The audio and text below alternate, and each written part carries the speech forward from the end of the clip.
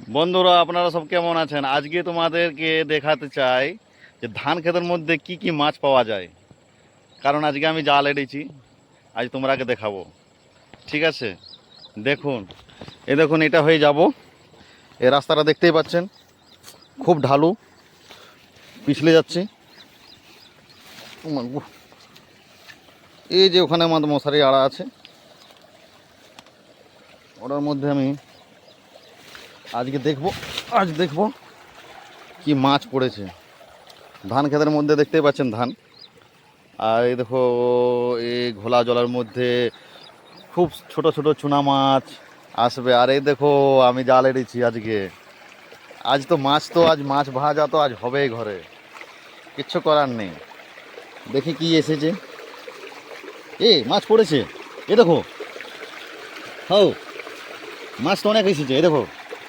Wow, দেখো দেখো দেখো বন্ধুরা, ওয়াও কি সুন্দর মাছ।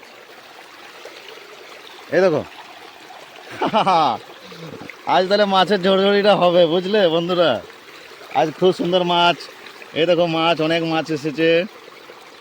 আর দেখো, ধান ক্ষেতের মধ্যে মাছ তোমরা ভাবো যে কোথা থেকে আসে। ঠিক আছে, ধান ক্ষেতের মধ্যে মাছ না খুব ভয়।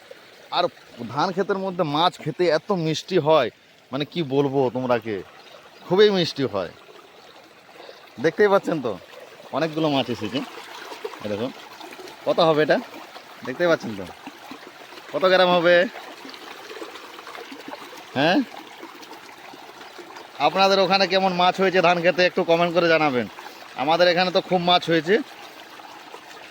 আজ সকাল সকাল ঢেলে আমরা জাল এড়েছি, কিন্তু অনেকগুলো মাছ পড়েছে। দেখি এগুলো ব্যাগের মধ্যে সব পুড়িয়ে নেবো। আর আজকের ভিডিওটা এখানেই সমাপ্ত। আপনারা সব ভালো থাকবেন।